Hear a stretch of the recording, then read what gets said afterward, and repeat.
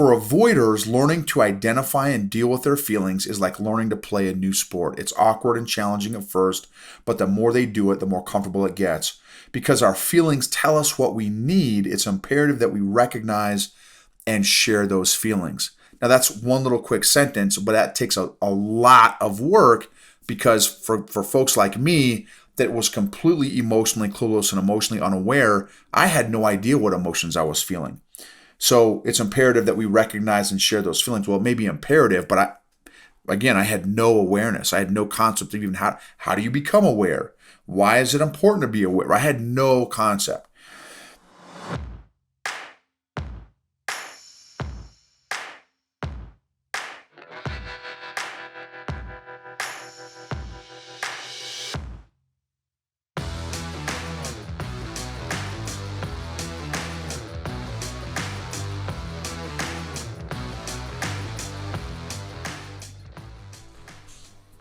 What is going on, EQ gangsters? Super stoked to talk to you about this episode tonight or today, whenever you're listening to this or watching this on YouTube. Thank you so much for joining us. This episode is going to be, check this out, y'all. I'm so stoked, man. So stoked. This got my bean cranking tonight, y'all, because that's what I'm shooting the episode, is how have you learned to create an emotional connection with someone else? How have you learned to create an emotional connection with someone else? Boom. That is fire, or fuego for those who habla. All right. So just got done doing a EQ Mafia session with some of our members in the EQ Mafia, and we had a couple of there's a few folks in the Mafia that we had a conversation, and it was a fascinating and iron sharpening conversation. And big shout out to Tassin and Big Jeremy, for their own awareness. And then we had Abby on as well. Abby is not from originally, but Abby lives in Australia. And then 2 North Carolina folks on tonight. Great conversation and discussion, again, about this question. Well, first of all, we were going through a book called How We Love by Milan and Kay Yurkovich. Again, if you're on YouTube, you can see me holding this up. If you're on the podcast, trust me, I'm holding a book up saying How We Love by Milan and Kay Yurkovich. Highly, highly recommend it. It is super fire. Some phenomenal skinny in this book. And hopefully, I'm hoping one day I'll be able to interview the authors at some point too on the podcast. So there are different types of love styles. This is how we got to this question on the emotional connection question. So there are different, they call them love styles. There's one healthy love style called a secure connector, and there are 4 or 5 unhealthy love styles or harmful love styles. And those 5, this is from the book, How We Love, Milan and Kay Yurkovich. There are 5 harmful love styles: the avoider, the pleaser, the vacillator, controller, and victim. Avoider, pleaser, vacillator, controller, and victim. The healthy love style is the secure connector. So in the EQ Mafia, we've been going through kind of almost like a book study, going through the different chapters and really hashing out and doing some deep dive on some of the conversations around this book and the concept of love styles. And this particular week, we're talking about the avoider love style and some really fascinating insights on the avoider love style. And here I'm going to share just some insights from this book here. So this is from page 59 in the book. What was missing in their marriage was an emotional connection. Jack, the husband, couldn't understand what Carol, the wife, wanted because he had never had an emotional connection growing up. If you don't have an emotional connection growing up because of the dysfunction in your family, you're going to have a super hard time knowing what it looks like, being able to create it or recreate what an emotional connection is. And so for those of you all that may be in relationships with friends, spouses, significant others, boyfriends, girlfriends, whatever the relationship is, maybe even coworkers that are just avoid emotions like the plague, they could have an avoider style, love style, where they avoid any type of emotions, any type of emotional connection, and they stay very, very transactional. For avoiders, learning to identify and deal with their feelings is like learning to play a new sport. It's awkward and challenging at first, but the more they do it, the more comfortable it gets. Because our feelings tell us what we need, it's imperative that we recognize and share those feelings. Now, that's one little quick sentence, but that takes a lot of work because for folks like me that was completely emotionally clueless and emotionally unaware, I had no idea what emotions I was feeling. So it's imperative that we recognize and share those feelings. Well, it may be imperative, but I had no awareness. I had no concept of even how do you become aware? Why is it important to be aware? I had no concept. So although self-sufficiency is admirable, when it hides pain, it chokes the life out of relationships. When people are imprinted to be hyper-independent, they have what we call an avoider love style. What do they avoid? Vulnerability, emotions, neediness, honest reflection that brings self-awareness, you name it. When avoiders were children, their parents were unable to tune into their feelings, and as a result, their emotional life is underdeveloped. Receiving limited physical affection and emotional connection from their parents, they rid themselves of the anxiety of wanting but not having by restricting their feelings and limiting their need for others. If that sounds like you may be an avoider or have that love style, the avoider love style. When mates become angry because they won't connect emotionally, they evade and minimize the conflict. Over the years, resentment builds in them since it seems that others always want something from them. They wonder, why can't others be more independent like I am? Though different children have the same, I'm still reading from the book here, some great stuff here. Let's see. Avoiders are the children who respond to lack of comfort and nurturing by disconnecting. Parents of avoiders often find a child's needs and emotions overwhelming and irritating, so they unwittingly teach their children not to cause a scene, to ignore their feelings, and to downplay their needs. Faced with emotionally unavailable parents, children learn that independence pleases parents and begin looking for ways to prove how well they can take care of themselves, just as their parents did. Children with an avoider imprint are shut down to their emotions and needs, often feeling a vague sense of emptiness. Children raised like this type rarely, if ever, receive comfort when they are upset, especially as they get older.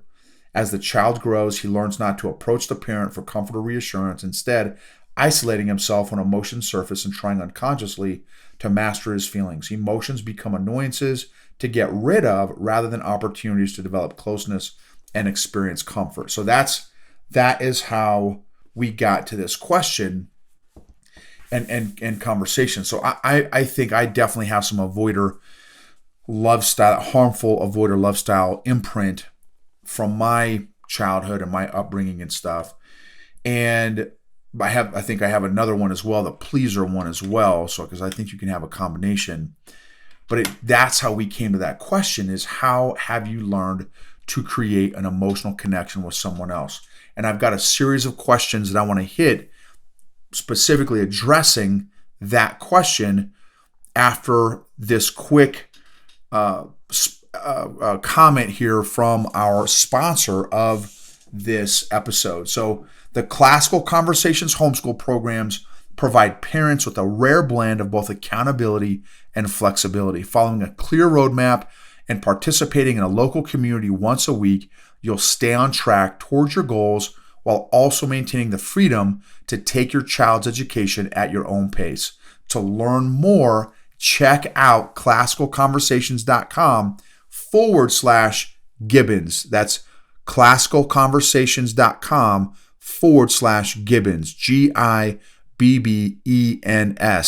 to get more information about the Classical Conversations Homeschool program. So how have you learned to create an emotional connection with someone else? These are some ideas and thoughts that I had in this discussion and conversation. Actually, first, let me share some thoughts from the folks on the EQ Mafia tonight. So one gentleman shared that he feels like he's still got a very limited range of emotions. And he feels like he has to develop the self-awareness to figure out what he's feeling and then give himself empathy to allow himself to feel different emotions. And I thought, man, that's super self-aware. That was amazing reflection that he shared in that.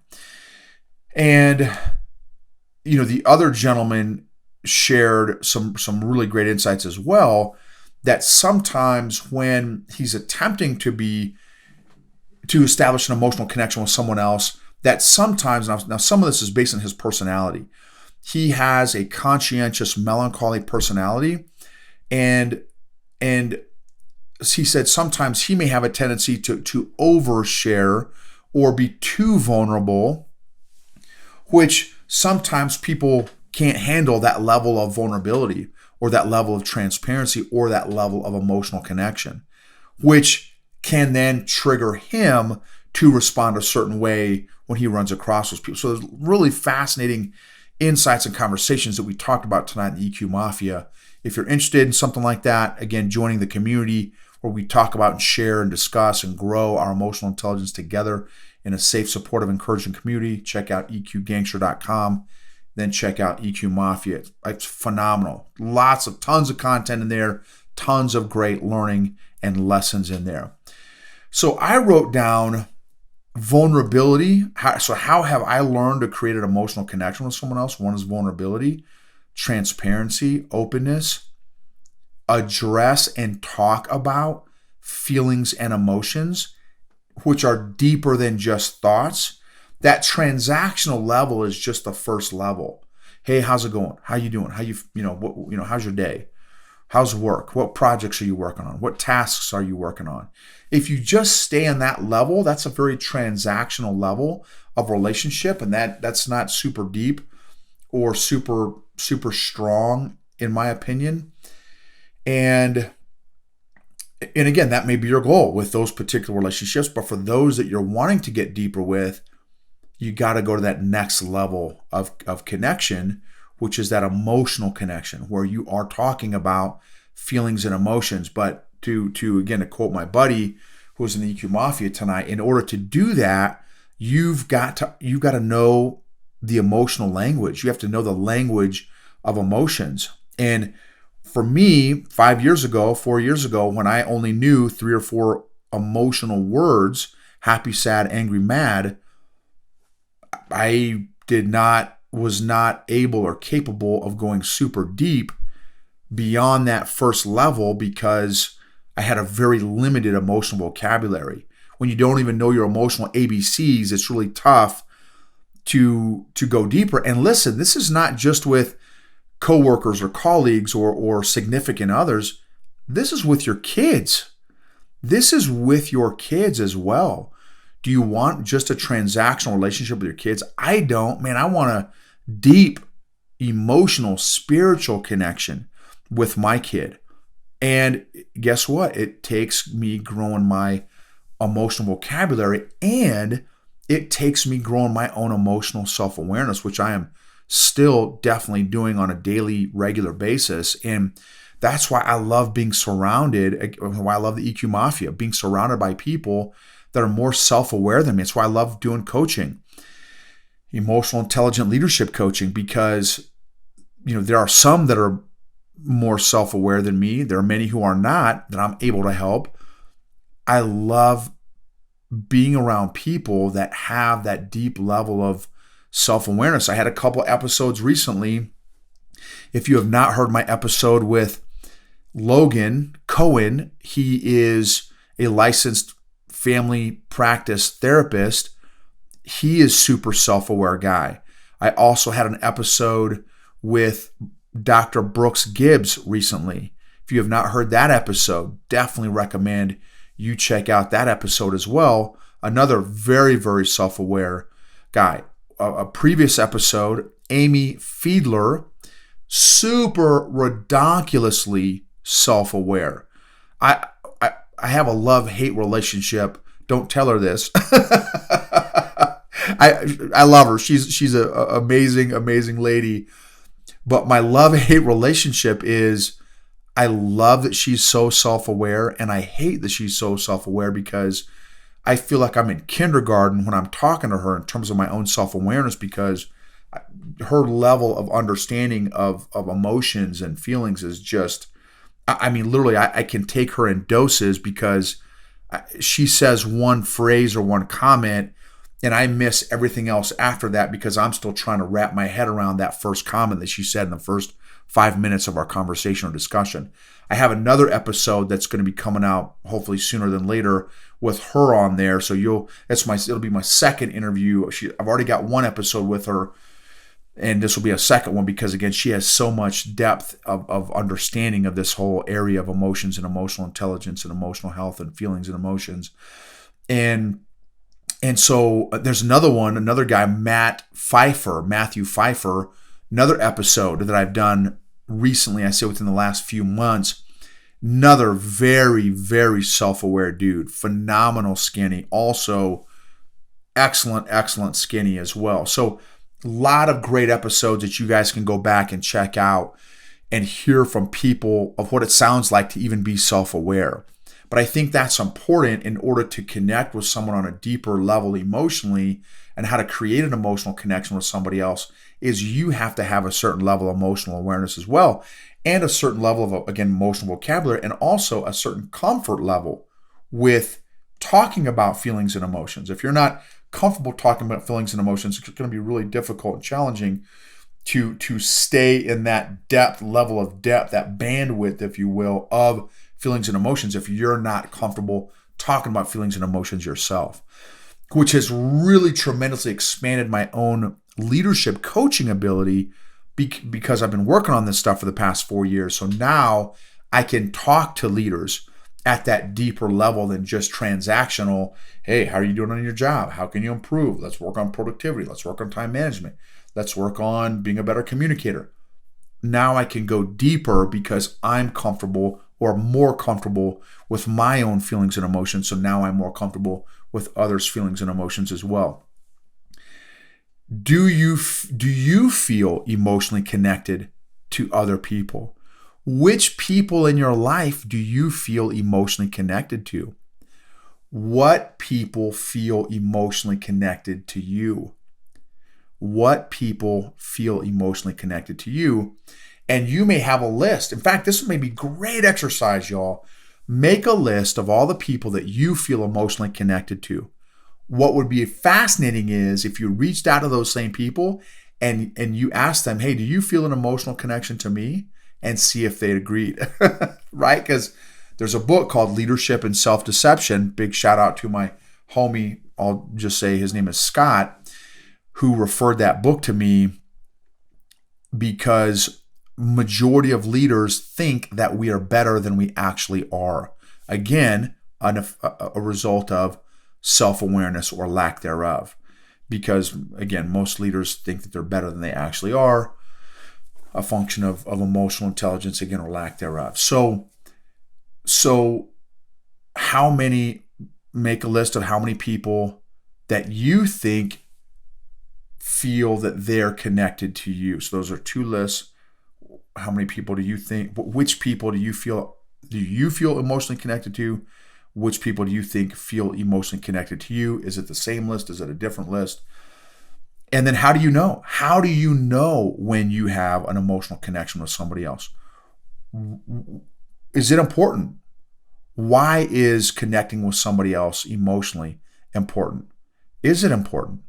What's the value of being emotionally connected to somebody else? Is it even on your radar? Is it a goal of yours? Maybe it's not even a goal. I'm assuming if you're listening to this podcast or you're watching this on YouTube, that it is a goal to connect on a deeper level emotionally, especially for your loved ones. Maybe for your coworkers, maybe it's not that big a deal. Maybe it's not important. Maybe you don't need an emotional connection with your coworkers. I would argue to be more effective as a leader, it would be important to connect on an emotional level, a deeper level with the people that you're leading and nurturing and trying to bring the best out of. In my opinion, it takes a deeper connection than a transactional level to bring the best out of somebody, in my opinion. So learning how to do this, number one, it's a skill. And number two, it takes practice. Number three, it takes intention. Number four, it takes attention. And again, how do you know when you've emotionally connected with somebody else? So tons of questions. You may want to, if you're listening to this at the gym or driving in your car or driving to work or something, you may want to schedule a time to go back through this episode and write some of these questions down so that you can do some reflection, schedule some reflection, and figure this out for yourself. I think this is a really, really important conversation and discussion, and some really important and necessary questions to answer for yourself. How you connect with somebody else emotionally. How often do you do it? How good are you at connecting with somebody else emotionally? How intentional are you at connecting of your relationships, of your, let's say 100 relationships? What percentage of those relationships are you emotionally connected to? 20%, 5%, 80%? Does it matter? Is there a certain group that you want to be emotionally connected to and another group that you don't want to be emotionally connected to? Anyway, just some thoughts to chew on from a leadership perspective, how to hone, refine your skills as a leader. Again, I feel creating that emotional connection is important to bring the best out of the people that you're leading and serving in leadership. If you don't deal with your emotional issues, your friends, family, and coworkers will be forced to. Emotionally healthy leaders help heal other people emotionally. Emotionally healthy leaders create emotionally healthy cultures and organizations, which create and maximize and optimize outcomes, results, performance, and engagement. If this episode added value to you, please share, subscribe, rate, and review. If you wouldn't mind taking 15 to 20 seconds to review the podcast, that would be super awesome. Really appreciate it. Whatever platform you're listening on, again, 15 to 20 seconds, maybe share one takeaway that you got when you're rating and reviewing. That would be super cool as well. And again, if you feel like this episode added value to you, please share it with maybe one other friend or a family member or a colleague or a coworker that you feel this episode could add value to.